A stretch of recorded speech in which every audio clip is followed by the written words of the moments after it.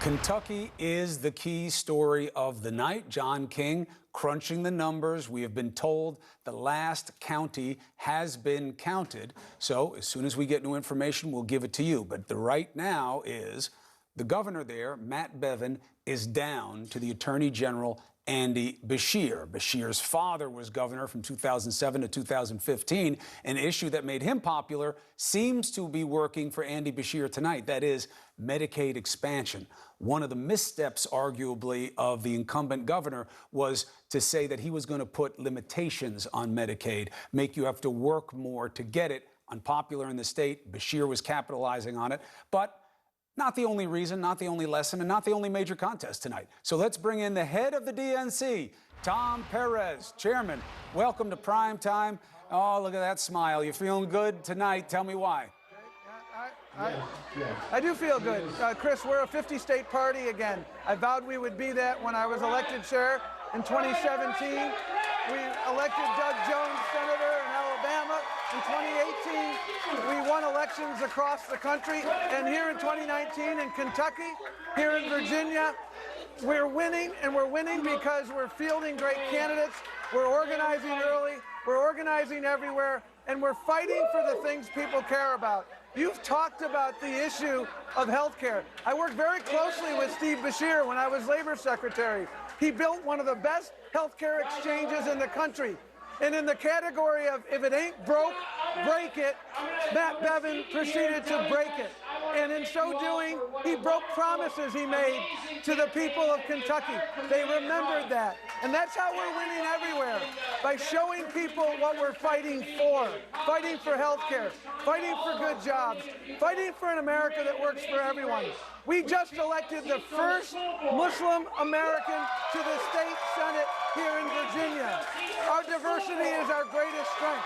So, Mr. President, when you divide the nation, you're doing wrong, and the voters are going to speak up.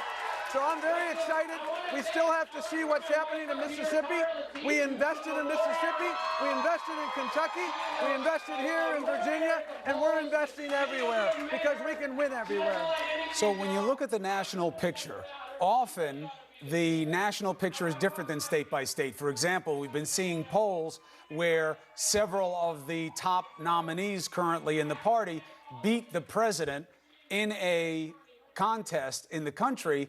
But we saw the state-by-states come out to the states that will be battlegrounds. He's doing much better than the national polls suggested overall. So when we look at the states, what may have worked for Beshear, what worked in Virginia? Keep it local. Talk health care. Get off Trump. Get off impeachment. How do you reconcile in the national picture for president an impeachment that seems to be so consuming of the energy in D.C. for the Democrats with what's been working state by state? I think we succeed, Chris, by pointing out that Democrats can walk and chew gum. Under Speaker Pelosi's leadership, we have passed laws to stabilize the health care exchange, raise the minimum wage, reduce the cost of prescription drugs, reduce gun violence, make sure that you're judged in the workplace by the content of your character, restore our democracy, and so many other things. We're dealing with the issues that got us elected, so we can do those things. The reason they're not law is because of Mitch McConnell. And memo to file, Mitch McConnell, we're going to keep organizing in Kentucky. We have to move on impeachment because it's not about politics, it's not about polling, it's about principle. And the principle of the matter is nobody is above the law. It's un-American for a president to solicit from a foreign country assistance in an election by asking someone to dig up dirt which does not exist, I might point out, against your perceived opponent. And so we can do both, and we must do both. And again, I would point out, Chris, we ran the table in Wisconsin, in Michigan, in Pennsylvania in 2018, in all the statewide races, because we were able to show people that we had their backs on the issues that mattered most. And we're going to continue to do that, not only in the industrial Midwest, but across the country. The challenge is translation. How do you turn what's working for you there into that national picture? Organizing is key. I don't want you to lose your voice. Thank you very much for joining me tonight, Tom. We'll be talking plenty going forward. Tom Perez, chair of the DNC. All right, we're going to check back with the election king. John King has an update on where the race stands. What is the space? What is the implication? We'll get it all rounded up in the break. Come back on the other side. Big night, especially in Kentucky, a governor's race there that we had to watch. There's the man, John King. What's the status? We're at 99%, which means we're most likely done. Maybe a few more votes will trickle in tonight, but this often happens. The Democrat, Andy Beshear, if he goes to bed tonight, is going to go to bed leading in the race for governor. He's the current state attorney general. As you mentioned throughout the hour, his dad used to be the governor. He's at 49.2%. The incumbent Republican governor, Matt Bevin, at 48.8%. So if you do the rounding, it's 49 to 49. So this is a very close race. But the Democrat is on top by 5,400 votes. And so now we wait. We know there are several thousand absentee ballots yet to be counted. The lawyers could get involved tomorrow. There's no automatic recount in Kentucky, if my recollection is correct. No, there is none. You got to ask the judge. Yeah, Matt Bevin can ask for it. We can see how that plays out tomorrow. But Chris, when you look at the map, I want to show you something. It's not a huge difference here, but this is tonight. Just keep an eye on this if you're watching at home. Keep an eye on this and look at the blue. I want to go back 4 years ago when Matt Bevin won. It's more red, right? There's not a ton more blue tonight. I just want to watch as you see this. This is 4 years ago when Matt Bevin wins with 52% of the vote in 2015. Now you come forward. There's not a ton more blue, but it's significant in a couple of ways. You talked about this early on. Here you have a Democrat who proved he could go out into rural areas that have become more and more and more Republican, especially in the Trump age. It was happening anyway, but even more so in the Trump age. These have become Republican areas, smaller rural places. Andy Beshear went out and competed and picked up a few more counties out here. That's one reason he could be the next governor, likely to be the next governor of Kentucky. Then you come here, and this is the story again. This is not just about Donald Trump. Matt Bevin was a polarizing governor. But during the Trump presidency, yes, Democrats win. Whenever you see a city, an urban area, of course the Democrats are winning. But then they are running it up in the close-in suburbs. Used to be Republican territory, often more competitive territory. Look at the margin here in Jefferson County, 67%. Again, you go back in time here, the 2015 governor's race. Yes, the Democrat won it, but Andy Beshear 10 points higher than that tonight. Go back to the 2016 presidential race. You look in this area. Yes, Hillary Clinton won it, but Donald Trump was in play because out here, away from Louisville, the city, Donald Trump was more competitive out in these suburban areas. That is being wiped out in the Trump age. Fire away. I don't understand this. So if he wins by 30 points, what changed? Bevin won by 10. If a Democrat then gets in, yes, there's history, there's family history. Beshear was a popular governor 2007, 2015. He expanded Medicaid a lot. A lot of governors did not. You know, those who did, some succeeded, some didn't. He succeeded with that. How did it change? It's a very complicated state, and you know this. You've been around politics all your life. So we can't just say it's the Trump factor. But without a doubt, number one, the president went in last night. He may have made this closer. He may have helped Matt Bevin and come up short for that. But the president went in last night thinking he could pull it across the finish line, and that did not happen. Number two, you look at the Cincinnati suburbs, this part of the state right here. Again, the suburbs around Lexington, the suburbs around Louisville, even down here in Bowling Green, the Democrats are gaining. That is happening during the Trump presidency. It happened all throughout 2018. It is a warning sign.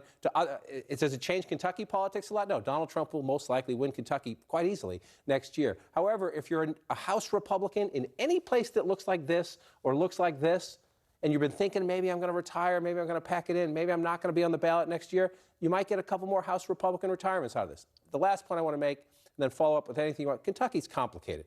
Mitch McConnell has a lousy relationship with the governor, Matt Bevin. Matt Bevin challenged him in the Tea Party primary back in 2014. If Matt Bevin loses tonight, as looks like it's happening as of now, Mitch McConnell's going to have a celebratory bourbon and never admit it in public. Never. He's happy that he's happy that a protege of his is winning the state attorney general's race. By like 20, right? All of the other Republicans on the statewide ballot are overperforming their governor. So this is not just about Trump. This is about an unpopular governor, a Democratic candidate with a family name that is well known, who ran a good campaign, and as you discussed with the Davids earlier, who made the bet. I'm going to make this about Kentucky. I'm going to make this about health care. I'm going to make this about local. He's going to make it about impeachment and about Trump. And in Kentucky tonight, Not by a lot. Let's not overread this. This is a very, very close race, but in a state that is becoming more and more red. When I first started doing this, Kentucky was more of a swing state. You used to have Democratic senators, Democratic governors in Kentucky. Those days have been fading. So if you're a Democrat, and as the chairman just noted, Tom Perez, you won in Alabama last year with Doug Jones. You're winning in Kentucky here. You're feeling better. Does that mean the South and the border states are swinging back to the Democratic Party? No. But does it mean, remember in the Obama years? In the Obama years, the Republicans won almost everything. In the Trump years, the Democrats are winning, whether you're talking about those legislative races in Virginia, the 2018 midterms, and it looks like the Kentucky governorship tonight. During the Trump presidency, we're seeing very much like we saw in the Obama presidency, the other party making giant gains at every level. Yeah, I mean, we're really going to have to take a look and figure out what the turnout was and where and what that suggests as you're talking about in the suburbs. We do believe that we can say that the House in Virginia has gone back to Democrats. So that's one prediction that CNN is comfortable with. The House in Virginia is now Democratic. They're trying to get a sweep of the governor, is obviously Governor Northam, Democrat. They're trying to get both houses of the state legislature, and that then leads to being able to deal with the districting, which can give you a generation of change. But I think that the narrative tomorrow morning, if this holds, John, is going to be this weird paradox where, not the Virginia House, the Virginia Senate has gone Democrat. We're still waiting on the House. The Virginia Senate has gone Democrat. We're waiting on the House, and obviously the governor is a Democrat there. That Matt Bevin was talking so much about how close he was to Trump, and yet he didn't get the boost that we have seen. So was it that his popularity was so much lower than even a Trump bump could help, or did it have anything to do with his connection to Trump, but the other Republicans are doing well? There's going to have to be some after-action report here once we get all the numbers. John King, you are the best, and thank you. Let me know if something changes. Again, we don't know what's happening in Kentucky yet. John King says 99% of the vote is in. We're going to wait on the Secretary of State. We're reaching out to the Secretary of State there, Allison Lundergan Grimes, because, secretaries of state are in charge of officiating the election. What does she say about how many votes she's waiting on? What does she mean? We're reaching out. If she gets to us, I'll bring her to you. What we can tell you right now is Virginia. Virginia can be called the state Senate has gone Democrat. The governorship is Democrat, Ralph Northam. Now it's about the House. The Republicans have been in control for a while. Slim majorities, but they've had them. And the big key here is, yes, there'll be projections into what this means for the national picture, but I got something for you on that in a second. But what it means specifically, that does have national implications, but we never really talk about it, is that you get to draw the districts when you control the legislature. And if you draw the districts, you can play to advantage. So that means the Democrats are pulling off whatever they pull off in Virginia tonight with Republican-drawn sections. You see what I'm saying? Those districts. So that's a big deal. We'll stay on that. We got the Kentucky Secretary of State, Allison Lundergan Grimes. Thank you so much for coming to us in this urgent hour. What can you tell us, Secretary of State, about the state of the race? Well, we sure appreciate the coverage tonight, and obviously, despite the president coming here to the Commonwealth of Kentucky to rally for the top of the ticket, we have Attorney General Beshear, Andy Beshear, who will now be Governor-elect Beshear, succeeding tonight in ousting incumbent in what was and has been a very close and narrow race over the past year. So, Secretary of State, just to be clear, you are calling the race. You are saying that you are confident that it is over. At this point, we have, with over 99% of the vote in, the margin is still within about 10,000 votes. And here in the Commonwealth, we have called it for Attorney General Beshear to be the Kentucky governor-elect for the Commonwealth. We will have a second Governor Beshear here in the Commonwealth come 2020. Obviously, there are still options available for recanvass to be requested should Governor Bevin want to do that, and the State Board of Elections and our county clerks throughout the Commonwealth will heed should that request be made. But at this point, based on the results that we are seeing coming in, especially not only from Fayette County, but from Jefferson County as well, the lead is substantial enough that we believe unlikely to be able to be made up by Governor Bevin. One more question about process, and then I want to talk to you about the why here, why you think it went this way. The process question is this: what about absentee ballots? What about any other kind of outlying aspects that you have to take into consideration that may take you through the night, or any kind of challenges? What are your feelings about that? Well, obviously, a recanvass request. We have official results that are certified to us from our County Board of Elections Friday. A recanvass is requested by next Tuesday and would then be conducted the following Thursday, if that's necessary. In terms of absentee vote totals that could be outstanding, that's obviously something that Governor Bevin could take into account, but not something that we see as a significant indicator here in calling this election. In terms of the why, obviously, I think this is a return to civility. We have one of the most unpopular governors, if not the most unpopular governor in the nation, who has been unseated by a Democratic Attorney General. And despite the efforts of President Trump to come and rally the Commonwealth, it was not enough to help the top of the ticket actually succeed.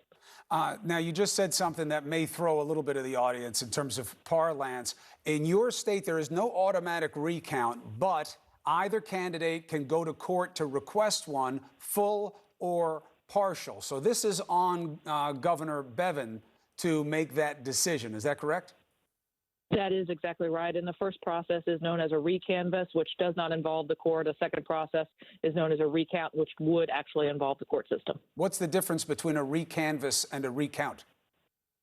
Recanvass is a relook at all of the vote totals, making sure that there was no human error in entering them as in terms of tabulation. Recount would actually relook at every vote as it was tallied on election night and certified by our County Board of Elections coming up this Friday. You ever had one this close?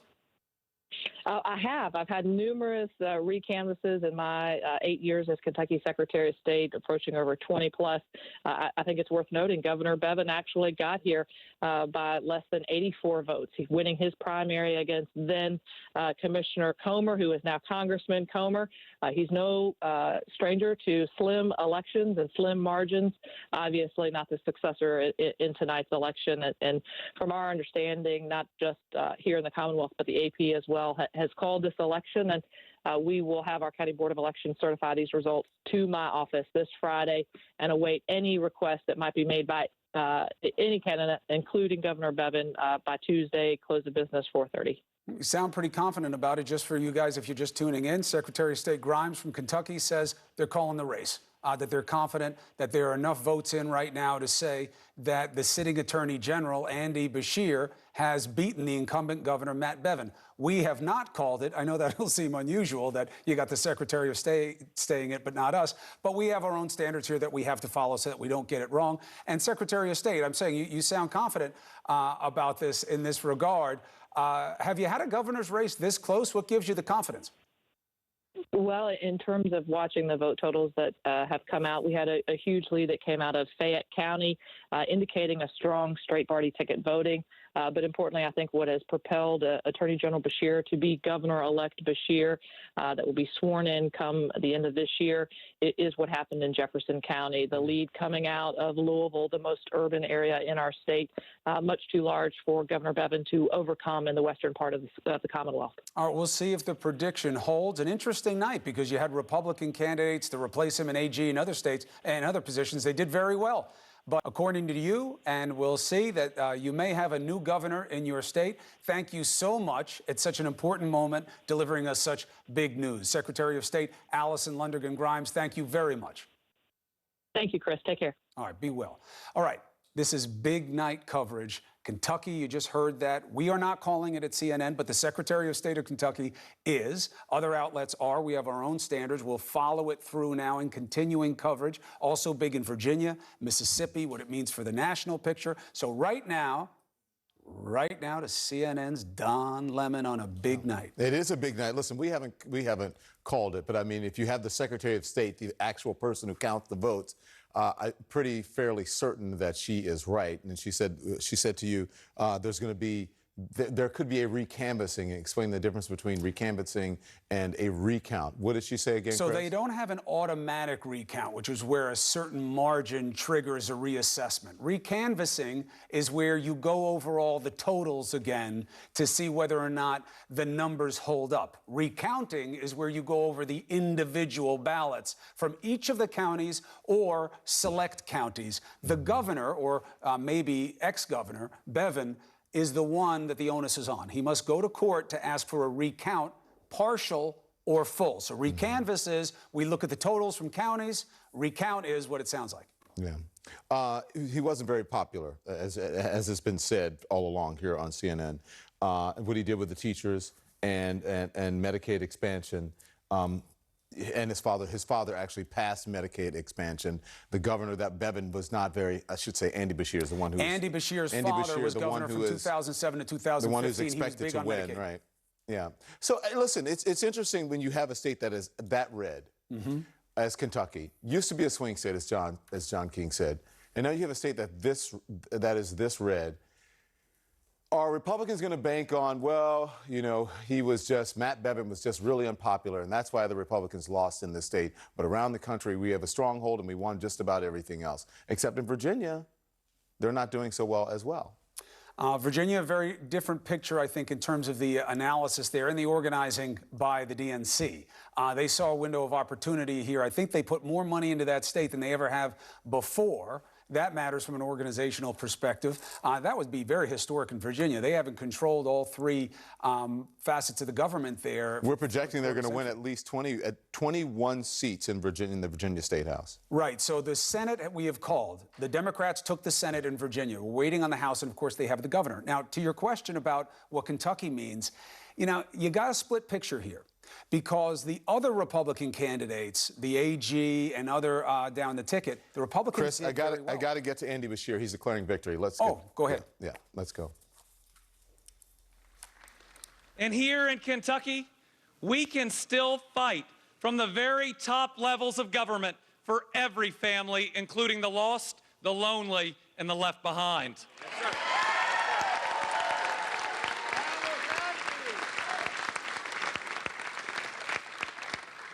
I haven't had an opportunity yet to speak to Governor Bevin, but my expectation is that he will honor the election that was held tonight, that he will help us make this transition.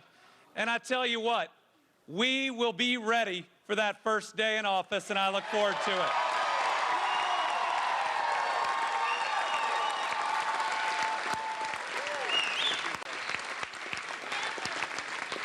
Let me say that while this was a very hard-fought election, I know elections are difficult on families. So let's all wish this governor and his family the very best. We can do that.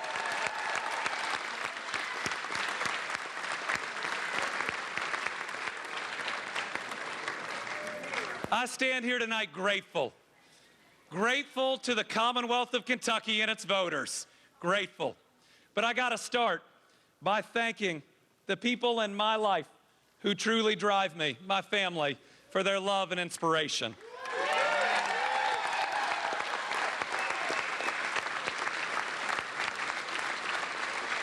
I want to thank my wife, Brittany, your next First Lady.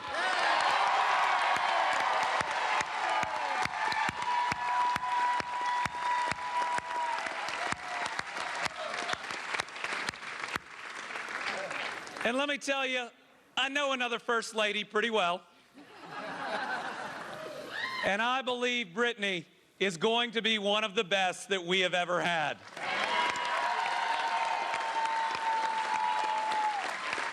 About too bad. Yeah. And I have to thank my two kids, Will and Lila. Yeah.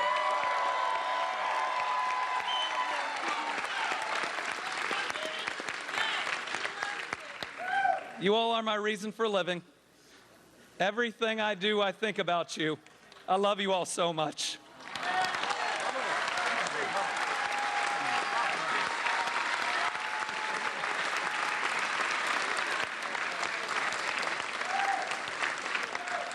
I need to thank a couple parents who raised me.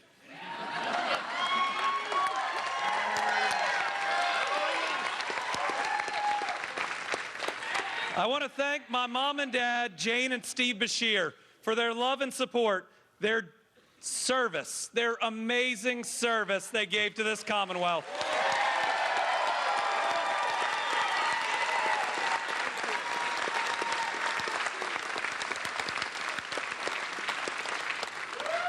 Tonight, I want to say thank you to our union families that helped make this election happen.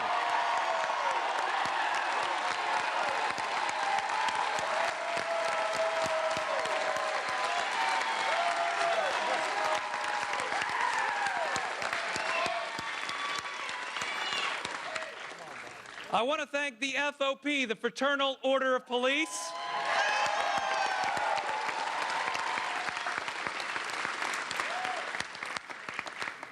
I want to thank our educators. Well, he's thanking the educators because the educators are the ones that helped to propel him to this, at least perceived to be the winner there. He is declaring victory. CNN has not called it yet. The Secretary of State has called it. I want to bring in the guy who knows just about everything about politics, and that is Mr. John King. John, we find ourselves in an interesting position here because he is declaring victory. The Secretary of State declaring victory as well. Matt Bevin, who is the current governor, is saying that he is not yet ready to concede.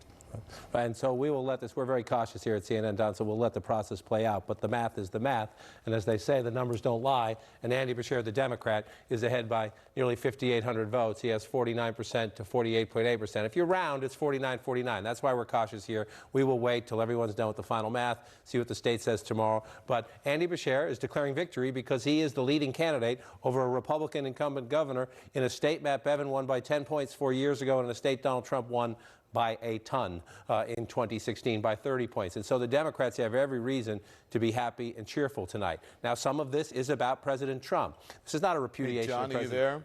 I'm here. Just CNN has called it. I just wanted to tell you that CNN has called. CNN has now called. Andy Beshear is now the winner. So go on. There you go. So now you have a Democratic governor-elect in a state that has been red, red, and red. Now the other Republican candidates on the ballot tonight statewide are doing quite well. So that tells you this is first and foremost a voters saying goodbye to their controversial and very polarizing governor, Matt Bevin.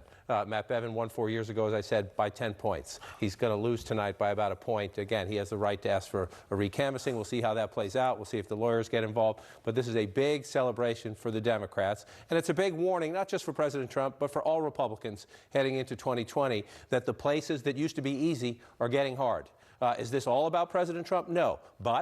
But Andy Beshear, like we saw in the 2018 midterms, like we are seeing in Virginia tonight, the Democrats running it up in the suburbs, running it up in urban areas and the close-in suburbs, and the Democratic vote stretching farther out beyond the suburbs into ex-urban areas that used to be ruby red Republican. Now, again, this was a personal race here. Andy Beshear's dad, he just was talking about him as a former governor. So it's complicated in Kentucky. It's not just about Trump, but it's about Republicans. And during the Trump presidency, Don, we're seeing the flip side of what we saw in the Obama presidency. During the Obama years, the Democrats lost. Republicans gained 1,000 state legislative seats. Republicans took back the Senate, then they took back the House. We have seen during the Trump presidency consistent Democratic gains, the flip side of that, if you will. And tonight is an example, again, in a state the president carried by 30 points, in a state the president is more than likely to carry by a healthy margin in 2020. It's still a warning for Republicans that things are very different than they were just a couple years ago. Can you talk to, he thanked the educators, right? How did Beshear make this race so tight? And it was, in large part, I would imagine, correct me if I'm wrong, is because of teachers. Teachers did not like this governor because of the cuts he made to teachers. Some teachers didn't like this governor. Andy Beshear, we were talking about it earlier tonight. Look, the main reason he won, Jefferson County over here, the largest urban area of the state, some big suburbs, he ran it up there. Then you come over into the central part of the state, Lexington and the suburbs. People, math, we talk about this all the time. There's a lot more red, county-wise, than blue when you look at the Commonwealth of Kentucky here. But the people live in the urban areas and the close-in suburbs, and Andy Beshear ran it up there. But to your point about the teachers, and he was mentioning others, and rural people, he went out. This part here, look at the red there. I want to go back 4 years ago. It's not a ton. It's not a ton, but see, it's a lot more red here. You come back now, he went out and competed in what we would now call Trump country, in rural, small counties that have become increasingly Republican. So he ran a complete race, if you will. The Governor Bevin tried to nationalize it at the end, trying to make it about impeachment, trying to link Andy Beshear to the quote-unquote liberals in Washington. Andy Beshear said, no, this is about teachers, this is about health care, this is about Kentucky. And again, let's not overread this. This is a very, very close race, but it's a Democratic victory in a state that has been trending more and more red.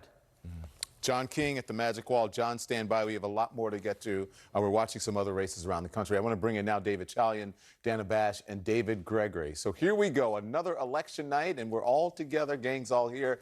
David Chalian, I'm going to start with you. It's so close. Even if I don't think Bevin is going to pull it out, but if he does pull it out, re-election somehow, if there's a recount or recanvassing, I mean, this is a big blow for Republicans, especially considering Trump won Kentucky by 30 points in 2016. What are your takeaways? Yeah, there's no doubt about it. I mean, we should remind the audience, right?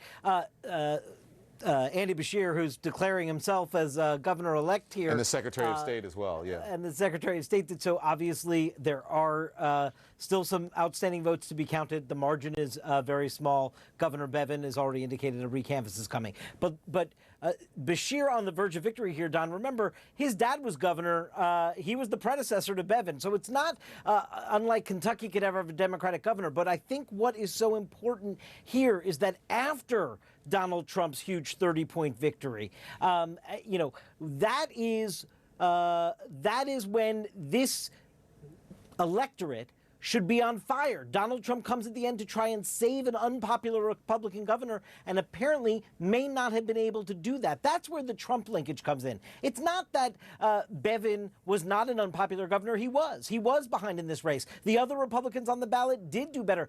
But Republicans who are going to be so eager to try to de-link Donald Trump from this, there should be some concern there in doing that too quickly, because what we are seeing, what John just went through, the inroads Democrats have made in the suburbs, that is real. That is a real sign of what's happening in American politics in the Trump era. And Republicans are very aware of that. They saw as they went from the majority to the minority in the House based on that era, the Trump era trend. Mm-hmm. And that is still continuing tonight. So if they just sort of look past this and say, oh, it's just Bevin, Republicans may be missing an important lesson here tonight. I'm glad you said that.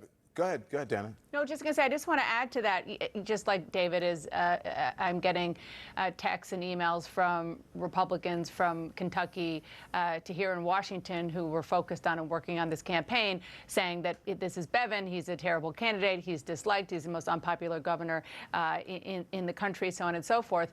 But I did get a very candid text as well to back up what David was just saying, somebody who works very hard in fundraising and strategy broadly in the Republican Party, saying that this, if Bevin does lose, it's a massive blow because the president went down there, the vice president, fundraisers, the Republican Governors Association, the Republican National Committee.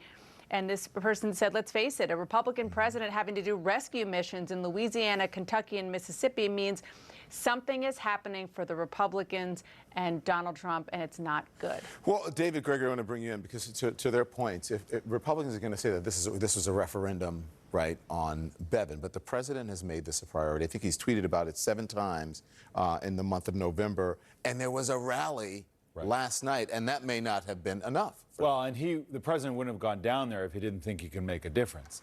And so he put his neck out there. Now we know President Trump, he could come back and say, well, I was misadvised, or he turned out to be a loser candidate.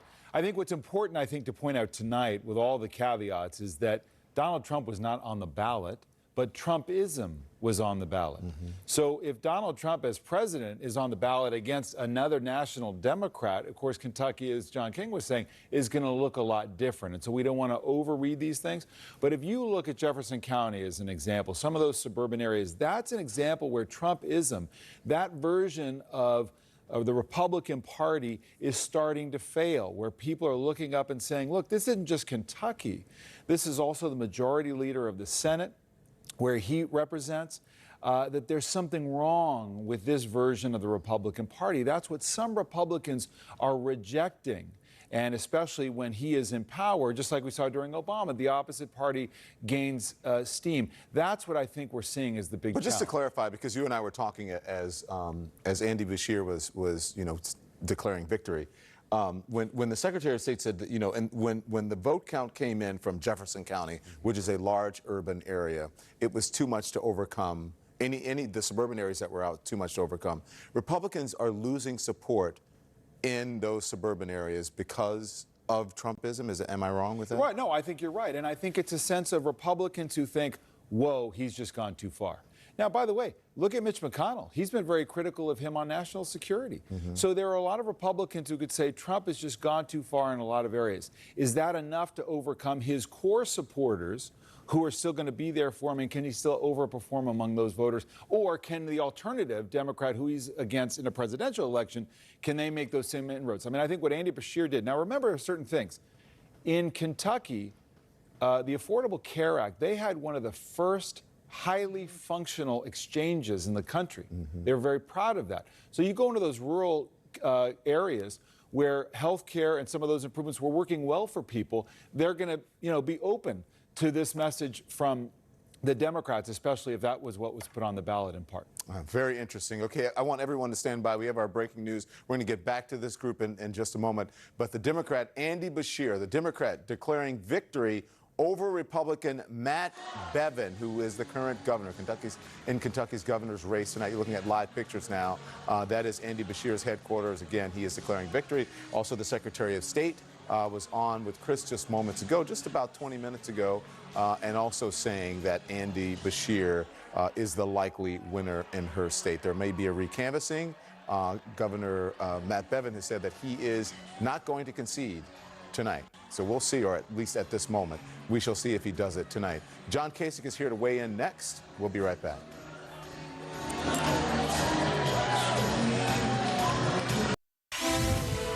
So we have a breaking news. It's election night, a major upset in Kentucky in the governor's race there. The Democrat, Andy Beshear, declaring victory over incumbent Republican Matt Bevin in that state that Trump won by 30 points in 2016.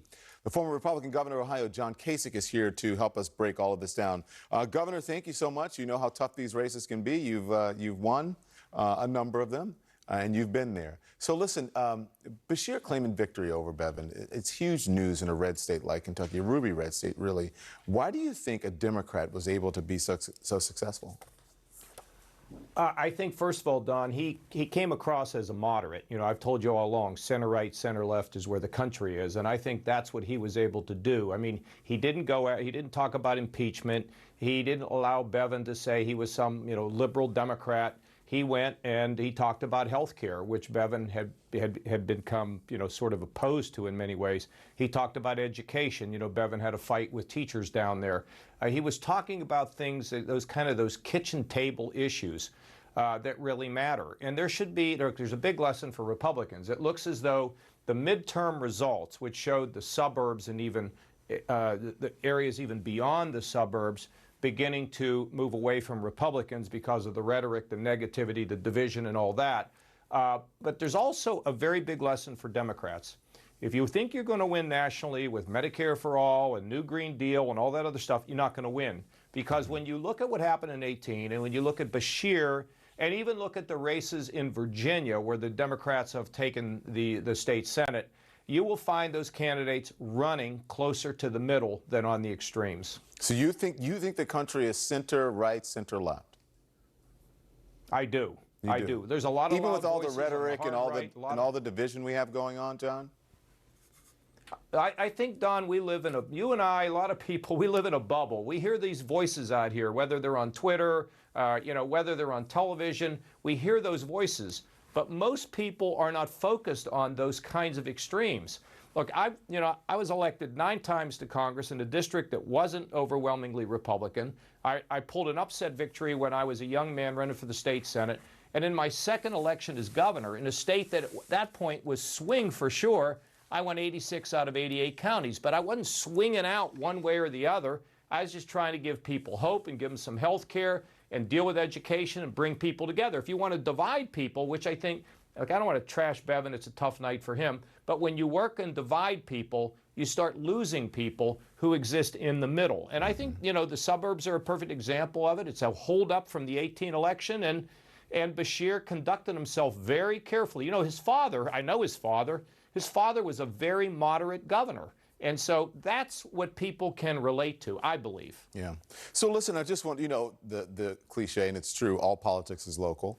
As David Gregory told me earlier, that Trump wasn't on the ballot, but Trumpism was on the ballot down in Kentucky and in many races around the country. I'm just wondering how much of this is what's happening in Kentucky locally, but you have to keep in mind that since Trump took office, John, Democrats have flipped governorships in Kansas, in Nevada, in New Mexico, New Jersey, Illinois, Maine, Wisconsin, and Michigan. Kentucky is likely adding to that list. I mean, what message does that send to you? Don, think about the type of candidates who are winning on the Democratic side. When I even think about Central Ohio, where I live, you know, where they had that congressional election was so close here, it's happening because Democrats are not running to the extremes, and Republicans are having to fend off the division that Donald Trump has caused. I mean, there isn't any question he's driven young people, suburbanites away, college-educated people. They don't like any of this. And while he may be doing better in rural areas, although you see that Beshear went to those rural areas, he was starting to connect a little bit. To almost every county. You know, I tell you, it takes, well, it takes a toll when you have somebody who's dividing the country, being negative, calling names, bullying, all that kind of stuff. That, to some degree, today, as I sit here today, counts far more than the issue of impeachment. It's the president's conduct, but maybe not related to impeachment, particularly in Kentucky. It's a very interesting result in Kentucky, and it's a blow to Republicans, no question about it, but Beshear ran a good race, and the lessons for Democrats are, can you pick somebody who most of the country can look at and say that's reasonable? Yeah. Listen, we don't always agree, but tonight I have to give you an amen on your wisdom. Very well said. Very well put. Thank you, John Kasich. All right, Don. Thank you. See you soon. Here's our breaking news. The Democrat Andy Beshear declares victory over Republican Matt Bevin down in Kentucky in the governor's race. We're going to break down the rest of tonight's races. Don't go anywhere. Next. Okay, here's our breaking news this election night. Democrat Andy Beshear declares victory over Republican Matt Bevin in the Kentucky's governor's race. And we've got news on the governor's race in Mississippi. So let's get right to CNN's John King. John King is at the Magic Wall. John, there's a nail-biter of a race tonight. So show us the map. What are the numbers in Kentucky, please?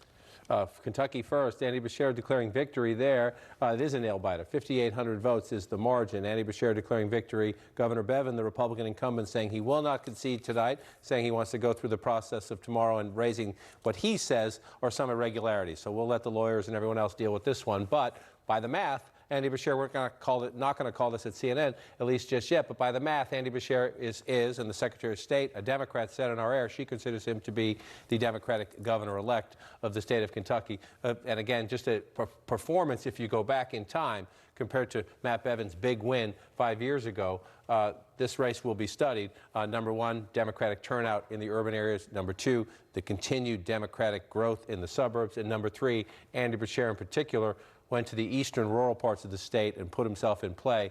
When you have a 5,800 vote margin, yes, having a huge margin in Jefferson County, in Louisville, look how big that is, nearly 100,000 votes. Yes, that is the backbone of your support, but if it's as close as 5,800, guess what? You're also grateful, even though you didn't win by as much out here, you went out and competed and did way much better than the Democratic candidate did 4 years ago. So Kentucky looks like it'll go Democratic. We'll let the arguing go on for a few more days, more likely, see when the lawyers get involved. The other race tonight, for governors down here in Mississippi, Democrats thought they had a shot for two stunning upsets tonight. 63% of the vote in. It does not look that way. The state of Mississippi, the Republican Lieutenant Governor, Tate Reeves, leading over the Democratic State Attorney General, Jim Hood. You watch the map fill in. There's nothing extraordinary about this, except here's the one point I will make. It does look like the Republican is on a path to victory here tonight in the state of Mississippi. It's a red state that will stay red. Just if you're trying to read the tea leaves about the election climate out there, no shock, right, that Mississippi appears likely to elect a Republican governor. I just want to go back in time. The last Republican governor won by 30 points. If Tate Reeves holds on tonight, it's somewhere in the ballpark of a 10-point margin. So again, a red state likely to stay red. But if you're a Republican from a red state, you thought red district, you thought you used to be able to go home and run for re-election and just phone it in, think again. Mr. John King, thank you, sir. Appreciate that. Also, the news is CNN can project that Democrats will take the Virginia House of Delegates as well as the Senate. Let's discuss now. Back with me, David Chalian, Dana Bash, and David Gregory. So, Mr. Chalian, you first. Let's talk about the race in Virginia. Democrats won the state Senate there, the House of Delegates as well. Democrats poured a lot of money into the state legislature races. They did. We saw a slew of 2020 Democratic candidates go through Virginia and lend some support there. Barack Obama tweeting his support. This was a Democratic focus point for this election season. And we should note, this is the first time that Democrats will control the governor's mansion and both parts of the state legislature for complete Democratic control in the Commonwealth of Virginia for the first time in a generation, Don. Why is that so important politically? Because there's a census coming up and there are new congressional districts to be drawn, new state legislative districts to be drawn in 2021. And the Democrats are going to be in complete control of that process. Remember in the Obama era, we saw Republicans win state house after state house and then drew maps that really helped them extend those victories. That's what Democrats are trying to build back here in the Trump era, and Virginia is ground zero for it. David Gregory, why does this race, tell our viewers why this race matters? Are we talking about Kentucky or are we talking about Virginia? Virginia. Yeah, well, I mean, I think it's we're looking at a lot of these districts around a state like Virginia that has trended to be a Democratic state in congressional rather than presidential races. But if you look at a lot of these districts, it gets harder and harder for Republicans in the Trump era to go back and win re-election. And it's because in a lot of these suburban areas that are more typically Republican areas, you have people who are fed up with Trump or the Trump version of the Republican Party, Trumpism. You think John Kasich is right that it's easier for Democrats to put someone who on the ballot who is more moderate because and it's tougher because Republicans are trying to fight off Trumpism. They've got to run up against Trump. Right, yes. But I think there's a couple of things going on at once, and we're going to need more time to figure it out. There is the toxicity and the polarization in the country, and so turnout matters. Right. So we see that in Kentucky, where in urban areas you get high Democratic turnout. Right. They're against Trump. They're against the Trump brand of Republicanism. The other piece of it is look at a state like Kentucky where health care is a big issue. The history of health care, a successful health care system with the exchange under the Affordable Care Act. That's what Democrats ran on so successfully in 2018 and won back a lot of these suburban districts. You know, the toxicity in American politics that we talk about day in and day out, a lot of people simply don't have time for it. What they do have time for, if they're trying to figure out whether their prescription medication is going to be covered under their insurance, that they can understand. That's the pain that they're feeling. A politician who can speak to that pain is going to get results. Dana, is Virginia going to be a swing state next November in the presidential election? It sure doesn't look that way. That was the other thing that I was thinking about. Really, until the end of 2016, it looked like a swing state. And then the president kind of, the now president's campaign sort of said, okay, that's not happening. It's hard to imagine that he's going to really play there at all. I might be surprised, and maybe they will because they have a lot of money in the Trump campaign. But this is another sign that Virginia, which it was a big surprise when President Obama won it, has gone way blue. As we're talking about tonight, the governor's mansion, both parts of the legislature, but also that was also, to use David's term, ground zero for the wave that we saw in 2018 for the suburbs, for the Democrats to take back the suburbs. We saw that in really big ways, not only in Northern Virginia, near where we are in Washington, but around Richmond and so forth. So it could take Virginia off the map. Wasn't really clear that it was going to be very intense, but you know, it makes it, I think, pretty sad. Can I just say one of the things that I think is so important to throw into the mix here? We are still in this off-year cycle where you can say, hey, I don't like how things are going. I don't like the Republican brand, or I may not like Trump. It's still such a different proposition to say it's Trump versus someone else. Right. And I'm going to make that call between the two of them, because people who might be willing to reject the Republican governor because they don't like him may say, well, I don't like that Democrat. I may just stick with Trump whether I like him or not. Yeah. Look at Which that. is why, sorry. Can we put the fourth shot back up? I've got to run, David, but look at that. Okay. You got the Dana and the two Davids. A rose between two thorns. So what are you in that mix, Don Lemon? Well, I mean, you got Dana, David, Don, and you know, there you go, all D's. Just another D. Thank you, guys. I appreciate it. Tonight's a big night for elections, and it's got a lot of people looking ahead to 1 year from now. I'm going to talk about the 2020 presidential race, and I'm going to talk with the 2020 presidential candidate, Senator Cory Booker, on the other side of this break. right, here's our breaking news tonight. Democrat Andy Beshear declares victory over Republican Matt Bevin in the ruby red state of Kentucky, a key race as we are 1 year out from the biggest election in our lifetimes. So joining me now to discuss is New Jersey Senator Cory Booker, also a presidential candidate. Thank you, sir. Thanks for joining us. Good to be here. You holding up? Can we get you some water? Yes, please. We'll grab you some water so you Thank can. you. I'm just so speechless on this. I know. So look, I'll give you a long question so you can much. recover. I can recover. Listen, this marks the 9th state that Democrats have flipped. If it, we haven't called it, but they're calling it there since Trump took office. Democrats now hold governorships, have flipped them in Kansas, Nevada, New Mexico, New Jersey, Illinois, Maine, Wisconsin, and Michigan, and Kentucky could be the next one.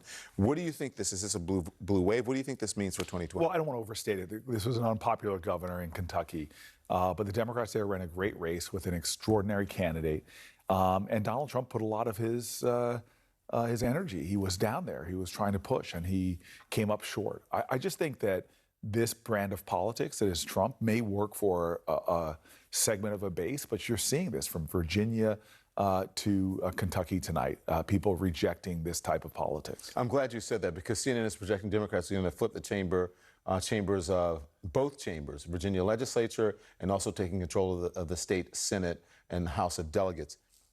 Is Virginia now a blue state? Look, I'm going to tell you right now, we're going to see Virginia now is shifting dramatically. It has been consistently in the era of Trump. But I'm telling you right now, don't give up. Arizona's shifting. North Carolina, you see incredible changes there in the last cycle. This is a president that is pushing more and more areas, suburbs, cities, southern states, more and more to the Democratic column. So you can bring that water in. What is the lesson here? There you go. Cheers. Thank you very much. Thanks, Kevin. What is the lesson here you think for Democrats? So John Kasich, the former governor of Ohio, was on earlier and said, listen, I think this is a lesson for Democrats that they need to run more moderate candidates. When they run moderate candidates, they win because the country is center-right, center-left. Do you agree with that? Well, first of all, I think the lesson is to fight. Cede no ground, run a 50-state strategy, put up candidates. We can win. And I sincerely do not believe that we should ever again in the Democratic Party give up on states, give up on areas. Yeah. And then number two, you've got to have candidates that fit the electorate. And New Jersey, we show that. We have people like Mikey Sherrill, who is this extraordinary former combat pilot. She flipped a seat in our state. There's Malinowski, there's Lee, there's Josh Gottheimer. These are all people that are more moderate Dems who have picked up seats that used to belong to Republicans. So absolutely, we're a Big Tent party. Yeah. We can have people that are progressive and people that are moderate. And I think that a nominee for 2020 better be a candidate that can speak to all of the Democratic Party. Is that you? You got me on You're missing your opportunity. You're not saying that candidate is me. That candidate is me. So go to CoryBooker.com tonight and endorse. In a piece in Essence magazine, here's what you write. You said, what we need to understand right now as a party is that every successful struggle for justice in America, not to mention every winning Democratic coalition in modern times, has concluded the active participation and engagement of black people. In particular, they have included black women who in recent elections have been engaged more and vote at higher rates than the national average. CNN's exit polling for 2018 midterms confirms that, showing that black women voted Democratic at a rate of 92%. A new poll of polls for Democratic primary race finds that former Vice President Joe Biden leading the pack at 28%. You're significantly behind that. What's your plan to get some more substantial momentum? Well, remember, this point in 2007, Barack Obama was behind in African-American voters to Hillary Clinton, 21 points behind her national elections. It's just too early. But I will tell you this, the person on this ballot, in the Democratic primary who's shown unequivocally their ability not just to get the percentage of the African-American vote, like any Democrat that's going to run, I hope will get that percentage. But the key is to expand the base. Mm-hmm. Remember, it was almost exactly 6 years ago, 2013, Chris Christie set the Senate election in New Jersey for a Wednesday in October. My race was on a Wednesday. His was on the regular election day in November, 3 weeks later. Yeah. The black turnout in New Jersey when I was running alone on a ballot was over 13%. On a normal election, with elections up and down the ballot, it fell down to around 9%. So I know I can command not just the percentage of the African-American vote, but expand the numbers that turn out. So quickly, if you can, because I have to get to the break, we got to do those things pay the bills. television. You got to pay the bills. And so do I. So GoToCoryBooker.com. Mayor Pete Buttigieg has said that this race is likely between him and Senator Elizabeth Warren. What do you say to that? I say I'm not focusing on the things that Mayor Pete Buttigieg is saying. There's a lot of supporters. In fact, we are leading him and others for endorsements in Iowa from elected officials. I'm excited about this race. We're in it. It's too early to tell what's going to happen. 80% of voters haven't made up their mind yet. Thank you. I'm glad that you get so choked up about being on the show. It's very emotional to be here with you tonight. So excited about the Democratic win. I'm off the clem. I appreciate it. We'll be right back. All right.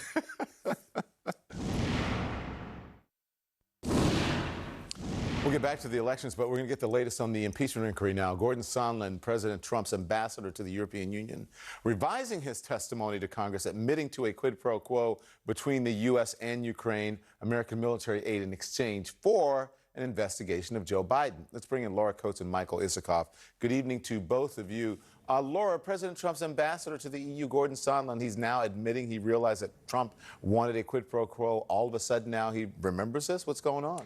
That's quite an epiphany and an end to the amnesia, is it not? But it also indicates to everyone, this is the reason why you have closed-door testimony, Don. You don't want witnesses to be able to get their story straight together. You want them to remember the facts. And the second that everyone else was corroborating each other and that they had that conversation about the quid pro quo, you see that he was able to change his story. And frankly, you want that to happen. You want them to be able to have that realization, no matter how disingenuous it may be, because it actually helps to further the evidentiary basis to go forward with the inquiry. Michael, listen, Bill Taylor testified about multiple occasions. He spoke about elements of a quid pro quo with Sondland.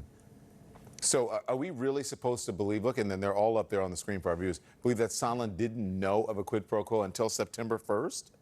No, and actually, first of all, you have Sondland admitting that he basically, in September in Warsaw, tells a Zelensky aide that the suspension of military aid is not going to get lifted unless you make the kind of statement the president wants.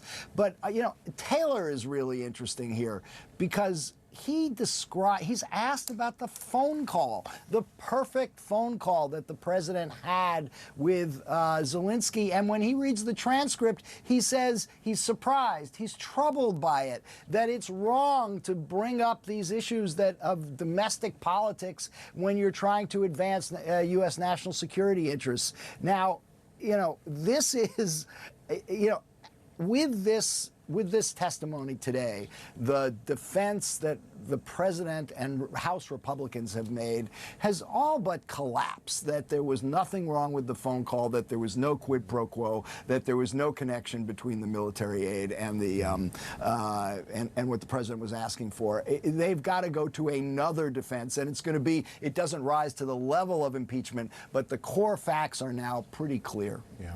Michael, Laura, thank you very much. I appreciate that. The Democratic candidate declaring victory in the Kentucky's governor's race. John King is the latest at the Magic Wall. He's next.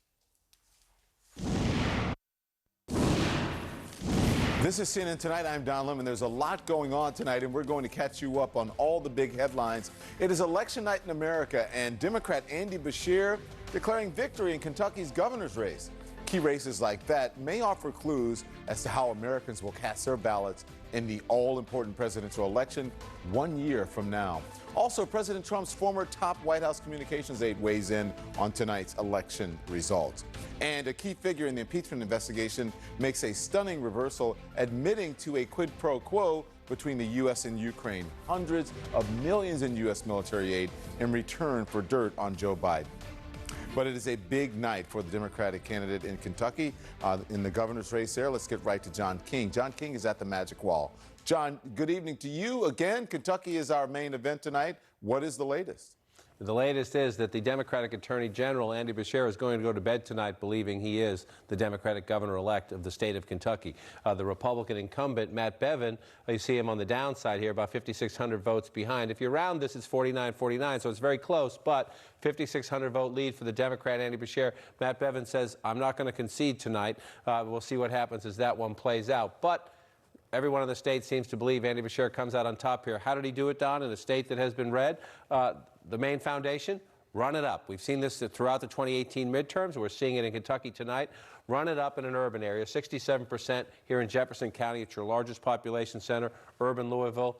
A lot of populated suburbs around here. Run it up and run it up big. That's an impressive start. Then you come out to another major population area in the Commonwealth of Kentucky, Lexington. Again, run it up and run it up pretty big for this area. So where the people are, the Democrats, especially in the suburbs, increasingly good. Suburbs, again, up here in the northern part of the state. You bring this up. Not a huge win there, but go back in time. When Matt Bevin was elected governor, he won this part of the state, Campbell County up here. When President Trump was elected president, he won big time in Campbell County up here. But tonight, the Democratic candidate, this is the Cincinnati, Ohio, is right here, the Cincinnati suburbs, if you will, the Democrat doing it there. And if in a close race where you're winning only 5,600, I mentioned the urban areas, I mentioned the suburbs. Andy Beshear also did very well out here. Just a little bit of history. Eastern Kentucky, look at these rural counties. You might say, oh, that's not that much blue. But it's more blue than 4 years ago. You had a Democratic candidate who went out into what has always been rural, used to be Democratic country, then it became Republican country. Now we call much of it Trump country because it's so important to the President of the United States. If you look at Donald Trump's map in 2016 in the presidential race, you're all red out here. Well, the Democratic candidate for governor tonight went out and competed in small rural counties too. So a complete race, if you will, for Andy Beshear, who again goes to bed tonight, a little hoarse after that big speech and believing he wakes up the Democratic governor-elect. John, can you talk to me about Mississippi and the gubernatorial race there? Any developments? Sure, well, I can take you down there. That is one that the Republicans feel good about because if you look at the vote count, this has been consistently done all night long. Sometimes races bounce around, especially close races bounce around. This one has been about a 10-point race, whether we're 10%, then 20% and up. 80% of the vote in now. The Republican Lieutenant Governor Tate Reeves with a comfortable lead here, 54% to 45% if you do the rounding there. If you look at the map, there's nothing terribly extraordinary about this meaning that in Democratic areas like Jackson, Mississippi, where the capital is, Rankin County, you have Hinds County over here. Sorry, I hit the wrong county. You have the Democrat winning quite big. So the Democrats are winning where you think the Democrats would win, but the Republicans running it up. The only thing I would say about this is, again, at a time when we are seeing Democrats outperform prior races during the Trump ages, in the Kentucky governor's race, most likely leading to a victory. In Virginia, the Democrats rebounding. That state has been moving more and more blue in the legislative races. The Republican is ahead here in the Mississippi governor's race. I just want to make the point. This was a blowout 4 years ago. It's still a big race and a big win, big lead for the Republican candidate there tonight. But everything, even in the places where they're winning, it seems a little harder for Republicans during the Trump years. Thank you very much, Mr. John King. Appreciate that. I want to discuss all of this now with the former Virginia governor, Terry McAuliffe, and CNN political commentator Scott Jennings. Gentlemen, fascinating evening. I'm sure you both will agree. Governor, I'm going to start with you. The Democrats are having a really big night in Virginia. They flipped both the Senate and the House tonight. How did they do it? Well, Don, this was a huge night for us. This is the first time in 26 years since 1993 that the Democrats have controlled the House, the Senate, and the governor's mansion. It's a huge win for us. Democrats ran on issues that people cared about, lowering prescription drug prices, investing in education. Donald Trump was humiliated tonight. He was humiliated in Kentucky, where he went down in campaign and he lost the governorship. He was humiliated here in Virginia. He couldn't even come to Virginia. We're 1.4 miles from the White House, and he couldn't even step foot in the Commonwealth of Virginia. It was a big night for us, the first time in 26 years. You look at Virginia, you look at Kentucky, and you look at the votes we got in Mississippi. It's a tough night for Donald Trump. It's a good night for Democrats. Why? Because we lead in on the issues, fighting on prescription drug prices, fighting on the issues of economics, growing the economy, investing in education. Great night for Democrats. Scott, it's a bit of a smirk there when the governor was speaking, when he said that Donald Trump, I think he said, was humiliated. You disagree with that. Well, obviously, Democrats did great in Virginia. Over here in Kentucky, where I'm sitting, Republicans had a perfectly fine night. There were a lot of races on the ballot for state constitutional office, from attorney general in a race that Donald Trump personally got involved in, all the way down to Secretary of State, auditor, ag commissioner. Republicans swept every single race on the ballot. except governor, which it looks like the Democrats are going to win that race. Bevin's not conceding. We had a branding issue here in Kentucky, but it had nothing to do with Trump or the Republican Party. It had everything to do with Matt Bevin, who had, in fact, become exceedingly personally unpopular. But the rest of the Republican ticket was running around 60%. And so it looks to me like Bevin had his own problems, but Trump, having endorsed the other candidates in Kentucky who did fine, I think had a perfectly fine night. Let me ask you this, but Trump was very active in that governor's race. They're holding a rally for Bevin in Lexington last night. This is what the Trump campaign manager, Bat Parscale, had to say about tonight's election. He said, President Trump's rally helped 5 of 6 Kentucky Republicans win clear statewide victories. The president just about dragged Governor Matt Bevin across the finish line, helping him run stronger than expected in what turned into a very close race at the end. A final outcome remains to be seen. The message, I mean, it's not our fault. What do you think? Yeah, I think they are saying it's not their fault because Bevin had real popularity issues here. He touched an issue that got him in trouble, which was our state pension system, specifically teacher pensions. And although I think it was a correct idea to try to reform the pensions, the way he went about it, his bedside manner, some of the things, some of the language and rhetoric he used about the teachers, it wasn't good, and it didn't help him. Now, that didn't apply to other Republicans who ran much better races and all ran very close to Donald Trump. The Attorney General's race here, millions of dollars were spent in that race by Democrats and Republicans. Donald Trump personally got involved in that race as well. Daniel Cameron, the new AG, got 58% of the vote. So I really do believe this is confined to Governor Matt Bevin here and his personal popularity issues. They did have a big rally last night, and he did get personally involved for Bevin. But I have to say, I think if Trump hadn't come, Bevin would have not have gotten within 4,600 votes. I think he was destined to lose by several more points. Governor, are there lessons for Democrats in these races? The Kentucky candidate was a centrist. Yeah, I lost audio for a few minutes, but I'm now back. I can tell you, the idea that the Republicans lost the Kentucky governor's race is astounding. This is a state that Donald Trump carried by 30 points, and there is no way Scott or any Republican can try and make this look good.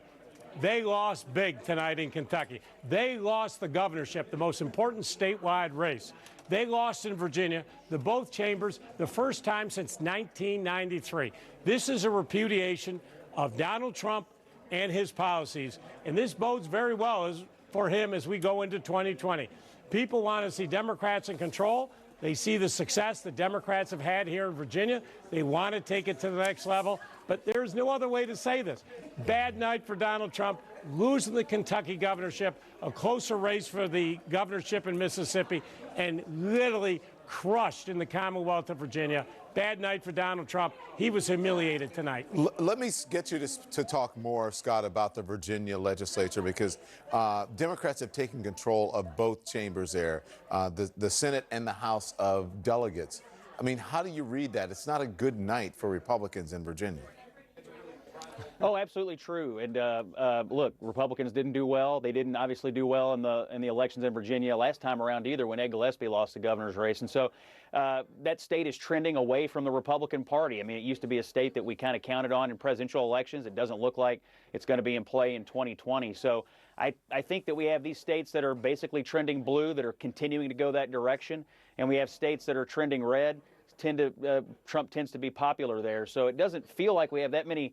Some of these old school purple states like Virginia just seems to have drifted away from the Republicans, at least for the present time. So I wouldn't know as much about Virginia politics as oh, absolutely. Look, it is concerning, except it still doesn't shut off all the avenues of Donald Trump to get reelected. I mean, Virginia is not Pennsylvania, Michigan, or Wisconsin. Virginia is certainly not look like a lot of the other states that Trump won and would need to win to get to 270 votes. But yeah, of course, I'm a big tent Republican. I want to be able to compete everywhere. I'm sure McAuliffe would like to be able to compete in a lot of states where Democrats can't campaign either, but that's not the nature of our politics. Let me ask you about McConnell, and then I'll bring the governor back in. How do you think Mitch McConnell is going to handle this? I mean, he's up for re-election as well, trying to navigate impeachment. Yeah. Does he have to think twice now? No. Number one, McConnell was This is a bad night for Mitch McConnell. This is a bad night for Mitch McConnell. So his home state, they lost the governorship, which is the most important race you have in the state, because the governor runs your state. He is the most important person in your state, in Kentucky, and they lost that tonight. And Scott talks about, oh, it's trending away from the Republicans. I'll tell you why here in Virginia. When I became governor, I inherited the biggest deficit in the history of the state from the Republicans. I left the biggest surpluses. Record job creation, record investment in education. The Republicans spent their time on anti-women, anti-LGBT, anti-environment, pro-gun. You know what? That message doesn't work here in Virginia, and it doesn't work anywhere else in the country. They're not only losing Virginia, they're losing America because they're not fighting on the issues that matter to the American people every single day. Lowering prescription drug prices, infrastructure, job creation. They're out of the game on this. It's not just Virginia. They got a problem in this country. Scott, your look said it all. That's got to be the last word because I'm out of time. You disagree, I'm sure. Thank you, Scott. Thank you, Governor. Yeah. I appreciate it. Thanks, Don. A big night for Democrats in Kentucky and Virginia. What should Republicans take from all this with election night 2020 just 1 year away? Anthony Scaramucci weighs in next. Well, here's our breaking news. Major upset in Kentucky's governor's race. Democrat Andy Beshear declaring victory over incumbent Republican Matt Bevin in that state that Donald Trump won by 30 points in 2016. Joining me now is President Trump's former White House Director of Communications, Mr. Anthony Scaramucci. Good evening, sir. It's not a good evening, Don. It's a great evening. What's your takeaways? Are you surprised about this race in Kentucky? Yeah, I was definitely surprised by it. Remember, the president went down there a couple of days ago. He said, this is all about me. Of course, everything's all about him. And so you got to vote for Governor Bevin and send a message to everybody. And they did send a message. And if you look at the voting, I mean, it's a clear repudiation of Trumpism. So that's a great message for Let's Republicans. listen to what this is the president talking about Bevin last night. You're sending that big message to the rest of the country. It's so important. You got to get your friends. You got to vote. Because if you lose, it sends a really bad message. It just sends a bad, and they will build it up. Here's the story. If you win, they're going to make it like ho-hum. And if you lose, they're going to say Trump suffered the greatest defeat in the history of the world. This was the greatest. You can't let that happen to me. Well, Trump won Kentucky by 30 points, as I said, and then 2016, Brad Parscale, that was in 2016. Brad Parscale is saying tonight that Trump almost dragged Bevin across the finish line. But you heard what he said. They'll say that. Was he going to say that he didn't help him? Yeah. But let's be fair to the president. Maybe he did help him. Maybe he was going to lose by 15 points, and maybe some Trump supporters came out. I have no idea. But the bottom line is, look at what happened in Virginia. Look at what happened in Kentucky. Look what happened with Ambassador Sondland today. Every day is a bad day for the president. And so if you're a stock market investor like I have been for 30 years and you're watching the differential and you're actually watching the chart of descent of Trump's presidency, it's very, very bad for him, and it's compounding. And but the markets, I mean, despite all the chaos that's going on the stock market's being levitated by the Federal Reserve. You've had 3 cuts by the Federal Reserve, and they're also purchasing assets now. But I'm just using a stock market metaphor and analogy to explain what's going on with the president. Last month, he had a very bad month. He went from 43% impeach and remove to 49. That's a 15% increase.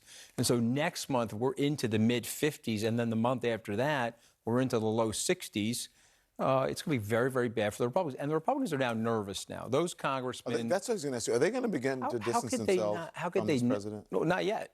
Not yet, because that's what I was trying to say last night. It's a whole David Koresh, bonding and cult-like behavior. He shames people that leave him. He'll out them on Twitter, or he'll bully them, and they're very fearful of him. Okay, and their lives rely on this guy in many ways. And so what will happen, though, they're going to want to keep the Senate. They're going to say, okay, the White House is probably gone if we go with President Trump. I don't think they have the bravery to do what needs to be done, is to seek his removal and to get him replaced by a qualified, functioning adult. Okay, it could be any Republican in good standing, frankly. And so they're not willing to do that. And so they're going to probably lose the White House next year, but they're going to want to keep the Senate. So they're going to start to disavow themselves from him. Well, I'm wondering if it's starting to weigh on Republicans, because if you look at the reception that the president gets publicly when he's not at a rally, right? If you look at how Republicans continue to support this president, but then you see what's happening in Kentucky and Virginia, what have you, is this going to begin to weigh on Republicans and enough to distance themselves from the president? I do believe that. Yeah, I don't think it's going to happen right away, but I do think you're now, like I said, at 49%, goes to 50, goes into the low 60s, then it's clearly going to happen.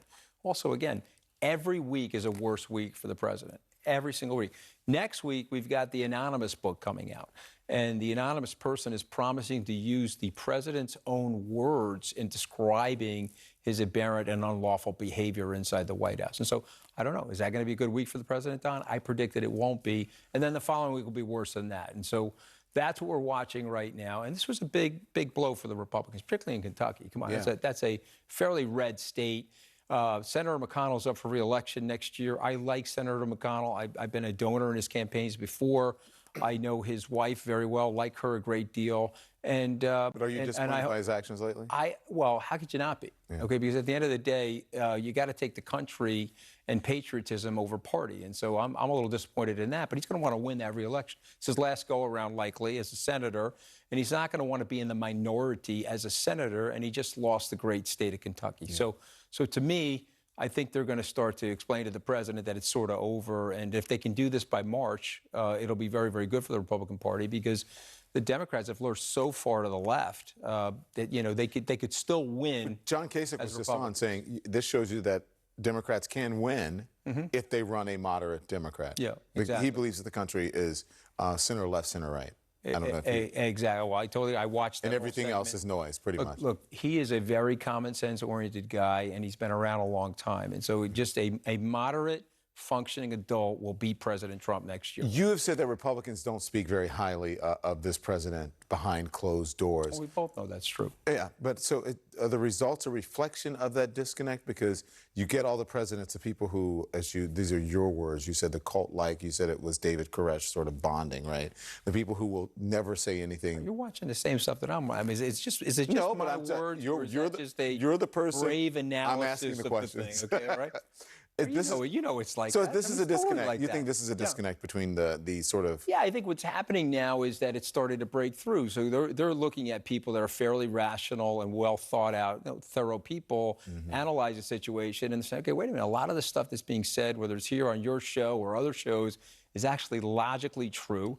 And the president's lies are like so far off the chart now, they start to question themselves. And once the cognitive dissonance kicks in, they just need a little bit of affirmation. You know, I've been spending a lot of time reading about deprogramming. Okay, so we're working it very hard. Okay, I don't think the president understands, or his campaign team understands, how much damage has been done since August in various swing states and in various public opinion polls about how aberrant the president's behavior is and how there is literally an awakening going on around the nation. And this should be a signal to them tonight.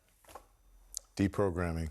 Deprogrammed. You're reading my mind. Yeah. I see a lot of that happening lately. No, you don't need to be deprogrammed. You look pretty rational. No, I'm not talking about me, but I do see a lot of people who would not say no more. And now they're saying no more. They're saying no more. Yeah, it's enough now. And they know. I mean, he knows. And by the way, he's going to be cornered. He'll be tweeting like a raving lunatic tomorrow, and he'll be self-congratulating himself he'll and figure out. Spinning it and doing all this nonsense. People are tired of it now. You know, there's Trump fatigue out there, Donna. You saw it tonight. It's a great night for America. Thank you very much. Always good to be here. See you. Thank you. A lot more in the breaking news. A big night for Democrats declaring victory in the Kentucky governor's race, flipping both chambers in Virginia. What does all this tell us about 2020? We'll discuss. So with some breaking news on election night, Democrat Andy Beshear declaring victory in the Kentucky governor's race. So what does this mean for 2020 with the election now just a year away? Let's discuss. Tulu Olorunipa is here. Matt Lewis, Alice Stewart. Hello, one and all. Surprising what happened in Kentucky, right? How big of a blow is this race for Republicans? For you first, Tulu. Well, Republicans were definitely watching this race closely. The president went down there and had a rally. It is a number, the latest in a large number of governorships that have flipped from Republicans to Democrats. And, you know, several Republicans have pointed out that the lower ticket ballots all went in favor of the Republicans, but there's nothing as important as a governor's race. And this was a key state that the president was watching very closely. He had gone down to hold a rally for the incumbent. Having an incumbent kicked out in the year before a presidential election is not a positive sign for Republicans. There's no way to split the apple on that. But it does appear that Republicans have something that they can point to in some of those lower ticket races. But losing the governorship is going to be tough for the president, tough for Republicans to stomach having a Democrat there for the next 4 years who can do a number of things with his executive authority. And the fact that health care was on the ballot, the fact that education was on the ballot, and the Republican governor was kicked out, it's something that should send chills up the spine of a large number of Republicans who haven't been able to put forward a strong health care plan, despite the fact that they've been in control in Washington for the last 3 years. So, Matt, David Gregory said earlier that Trump isn't on the ballot, but Trumpism is. What do you think? Are people fed up with all the chaos? Yeah, totally. Look, that was a great line because Matt Bevin is very Trump-like. Now, I know Matt Bevin had some unique problems, some specific problems in Kentucky. Well, guess what? Donald Trump's got some unique problems, too. And Donald Trump went to Kentucky, campaigned. Matt Bevin tried to nationalize this race, tried to say that it was about impeachment. So I think this does matter. Something is going on. Don't want to overplay it. Something is afoot. And I think, look, the other side of the equation is Democrats, if we want to extrapolate this and try to make it mean something in 2020, that's always dangerous. But if we do, you got to do the other side of the equation, too. Democrats had a good candidate, someone who seemed competent, family name, and someone who seems to be a moderate. I think that matters as well. Yeah. Alice, listen, like Matt just said, people keep saying that Bevin had issues because he is controversial and disliked there. Does that sound like any other politician you might know who's going to be on the ballot in 2020, controversial and disliked? Well, the difference between Bevin and Donald Trump is Donald Trump won that state by 30 points, and Matt Bevin just lost. Look, Bevin was behind by about 10 points just a few weeks ago, and the fact that he lost by a few thousand points goes to show that the president's visit did help. Look, it's not right. He rallied the troops. And look, it's not a good look for a president that won a state in double digits to have to drag a defibrillator to the state the night before. It's not good. But as we've said several times this evening, Matt Bevin suffered from self-inflicted wounds, battling the teachers union, fighting against Medicaid expansion, fighting against the media, fighting against Republicans in his own state house was not helpful. And at the same time, Beshear is a popular candidate. He has a legacy in the state. And what he said in his his acceptance speech tonight was what he has been saying all along throughout his campaign, that he will work for the lost and the lonely and those left behind.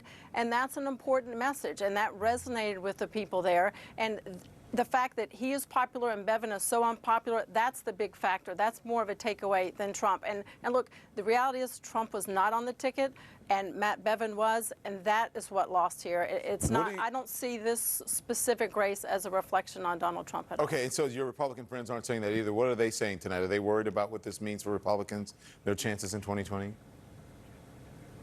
The thing to take away from this is where we lost votes, where we lost pockets of support. And look, the Democrats did well in the urban areas and Louisville and Lexington and in Bowling Green, but they also gained ground in the suburbs, which is traditionally a Republican stronghold and certainly a Trump stronghold. So there is an opportunity to learn here that we need to double down and reinforce and engaging voters in those areas, because that is something that we cannot continue to see a trend like this taking into 2020. And this is something that the RNC, the Trump reelect, has the resources and the manpower, and now they have the motivation to double down in those suburban areas. This is the big key. Matt, can you do me a favor? Right.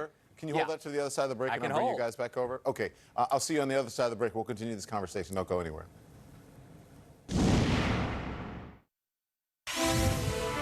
We have more breaking election news tonight. CNN projects Republican Lieutenant Governor Tate Reeves will defeat Democratic Attorney General Jim Hood in the Mississippi governor's race. Back with me, Tulu Olorunipa, Matt Lewis, and Alice Stewart.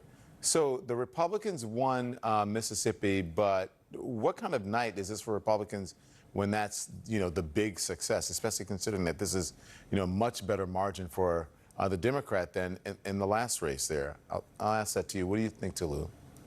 Well, as Alice said before the break, it's clear that Republicans are suffering in a couple of places that they're going to need to perform well if they're going to do well in 2020, including in these suburbs that they struggled in 2018. We're seeing that continuing in Virginia, where the suburbs have really fled from the Republican Party, and Democrats were able to flip a couple of chambers there. Places that are in the Deep South that are rock rib Republican remain pretty strongly red, except for the Kentucky governor's race, which was a little bit of an aberration. But there are some signs, some warning signs for the Republican Party. There are some warning signs for the Democrats as well, and they're not doing so well in rural areas. But if Republicans continue to bleed some of these suburban votes, it's going to be difficult for them to win in a number of states that are either swing states or trending towards swing states. Even Texas has been one of the places where we've seen this so-called Texodus, where Republicans in suburbs have struggled to hold on to their seats, several retirements. So this night is not a good sign for Republicans who are trying to reverse some of the losses that they had in 2018. Okay, so let's get back now to Kentucky and talk specifically about that. That was about Mississippi, but we did weave some Kentucky in there. Matt, you were saying on the other side of the break, you were ready to make a point before the break. What was it? I think he just made my point, but let me just, it's an important one, so I think it bears repeating. And by the way, there was this New York Times Siena poll yesterday that I think is confirmed a bit by the results in tonight's elections. Basically, what you have is this polarization in really almost two Americas, right? So areas that are rural, places like Mississippi, Donald Trump actually probably does better than a normal Republican. But in Virginia, places like Texas, and places like Kentucky, there's a huge problem, and what we've seen is this suburban wipeout. If you are a college-educated person, you are much less likely to vote for Donald Trump than you used to be to vote for, say, Mitt Romney or John McCain. If you live in a rural area, you're still a Trump voter probably. The closer you get to a city, the more likely you are to not like Donald Trump. And so that you can pretty much go across the country and look at the map. Now, that's where this New York Times Siena poll gets interesting, right? Those states that really matter, the Electoral College states, Wisconsin, Pennsylvania, those sort of states, that's where I think Kentucky should be worrisome to Donald Trump, because these are states that are still, they're Rust Belt states, they're working class states, probably not a huge percentage of college-educated college graduates there, but all Donald Trump has to do, he won by like 70,000 votes. He won 3 states, I think, by 70,000 votes. So the margins are so tight. If you look at what happened to Matt Bevin, it has to worry you if you're Donald Trump. Yeah. Which of the Democratic candidates might be getting another look after tonight's results? I look at 2020 different than these individual governors' races, but the reality is when you have someone like Bevin winning or losing to someone, the Democratic candidate there who was a much more moderate candidate, that should send a huge signal to the Democratic Party that people will resonate towards someone who is more moderate and not far to the left. I think that's a huge takeaway for the Democrats coming out of Kentucky, because this is someone who was certainly not as progressive as a lot of the Democratic candidates we're seeing in 2020, and the DNC should recognize, while the AOC wing of the Democratic Party is really pushing to go far left and progressive, like with Elizabeth Warren and Bernie Sanders and the like, someone more moderate like Joe Biden and those who are certainly more middle of the road are going to be much more successful in the general election. And tonight is indication of that. Look, clearly the Democratic Party has taken a strong shift to the left, and they are all in on the progressive issues, and they do tend to gravitate toward a candidate like Elizabeth Warren, who is for big ideas and makes you feel really good, but that's only going to make them feel good through the primary. It's going to give them a headache on the general election night if that's the direction they go. And Matt, but you're focusing on the issues Democrat and Republican alike have said exactly what Alice just said on tonight's show. Yeah, this is an area where Allison and I completely agree. Like, if we're going to extrapolate, like, make this a model. Here's a guy who won. Donald Trump won that state by like 30 points a few years ago, and now a Democrat wins statewide albeit narrowly. How does he do it? Well, you know, Donald Trump went there. Matt Bevin tried to make this about impeachment, but you had a candidate who's competent, who is moderate, and also has name recognition as well. That helps. Doesn't hurt. Yeah. Doesn't Thank hurt. you all. I appreciate your time. Big developments in the impeachment inquiry. Gordon Sondland, ambassador to the EU and a $1 million Trump donor, now admitting there was a quid pro quo after all. A key figure in the impeachment inquiry, changing his testimony to Congress and admitting there was a quid pro quo between the U.S. and Ukraine. Let's discuss now. Asha Rangappa is here, as well as Harry Littman. Good evening to both of you. Harry, we now have Ambassador Sondland's amended testimony. I just want to read the key part where he admits to a quid pro quo. He says, I now recall speaking individually with Mr. Yermak, where I said that a resumption of U.S. aid would likely not occur until Ukraine provided the public anti-corruption statement that we had been discussing for many weeks. There's the shakedown. What does this mean for President Trump, who says over and over again, no quid pro quo? Yeah, it's a big one. It pretty much forecloses that argument, and it's coming here from a political partisan. To date, we've had the civil servants, who actually should be the most credible, but whom Trump has leapt to attack. But here's a guy firmly on Team Trump who was just caught in a lie. I don't think he became conscience-stricken. He huddled with his $1,000 an hour lawyers and realized he had to clean this up, and he did last Monday. And now he's stuck because in his previous testimony, when he said, I didn't do anything like this, he went on and on about how terrible and illegal it would be. So there's no way of trying to say, he did it, but it's not so bad. He really has to live with it now. He did his best to still keep Trump at arm's length and put it on Giuliani and be vague where Trump's concerned. But as for the facts, I think it's all she wrote. Yeah, wow. Asha, wonder what you think, because you made an excellent point on Twitter about Sondland's testimony and how they wanted a public announcement of the investigation. And here's part of that had you screaming from the rooftops, okay? It says, okay, you do not know where that interview would have occurred. I don't. Or on what network. I don't know. But something President Trump would obviously see. Okay. Fox on Tucker. The fact that the president wanted a public announcement, that would explain why this is so consequential, right? Yes, and I think that's so important, is that what they really wanted was Zelensky to state publicly that he was going to be investigating the Bidens and the basis of the 2016 election interference. It wasn't a commitment to actually investigate, which would have, could have happened, quietly, which is how normally these kinds of law enforcement things would happen. And why that's important, Don, is the purpose was to shape the perceptions of American voters, to make them believe that Ukraine had independently come to this conclusion that there was some reason, something suspicious to investigate. There was not going to be anything in the public statement that indicated that the U.S. played any role in that statement. So it's basically propaganda. This is a psyop, a way to influence, voters as we go into 2020. And by the way, the U.S. government cannot conduct that kind of psychological, propaganda operation. It's actually against the law. They can't do it to influence, media or political processes in the United States. All right, so Harry, let's just be clear here. She's saying this was all for political gain that happened. But this revised testimony is coming from a Trump loyalist. Sondland donated $1 million to Trump's inaugural committee. Republicans seized on Sondland's no quid pro quo text message, right? But this changes things in a big way. And I watched people today who had said, well, Sondland said no quid pro quo the first time.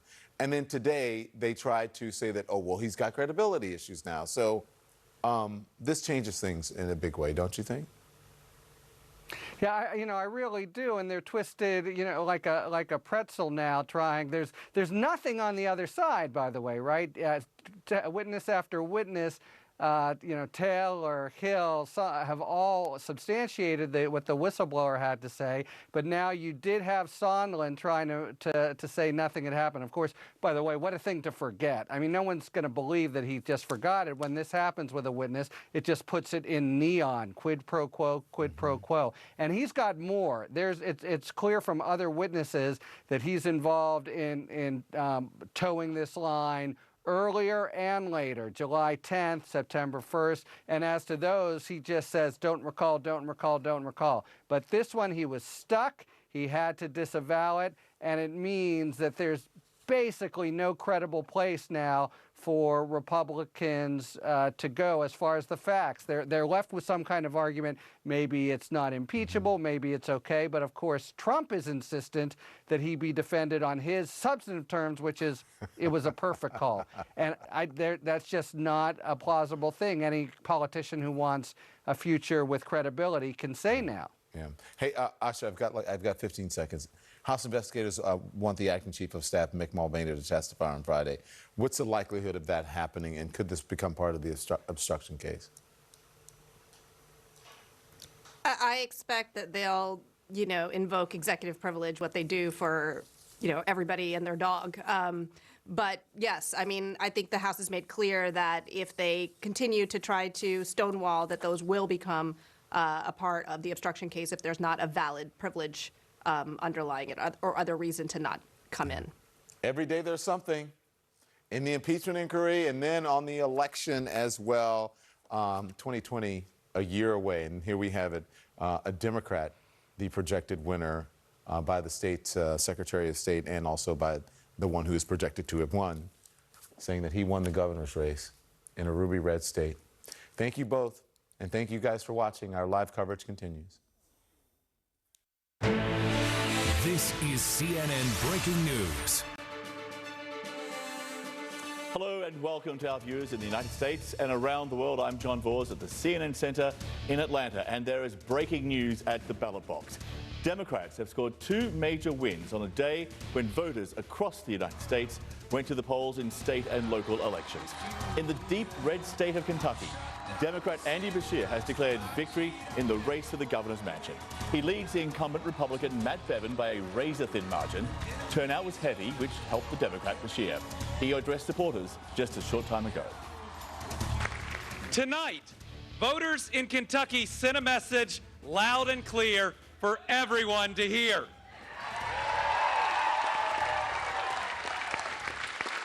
It's a message that says our elections don't have to be about right versus left. They are still about right versus wrong. For now, the incumbent Matt Bevin is refusing to concede. The US President Donald Trump won the state by nearly 30 points back in 2016. And on Monday, the president was with Bevin campaigning in Lexington. This is a close race. We are not conceding this race by any stretch. Not a chance. And here's the thing, understand this though, understand this, we want the process to be followed, and there is a process.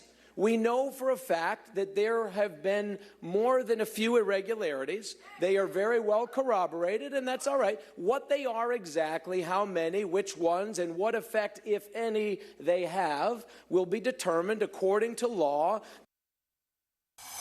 The other big headline comes from Virginia. CNN projects Democrats will flip both chambers of the state legislature, taking back control of the State House and Senate for the first time in 20 years.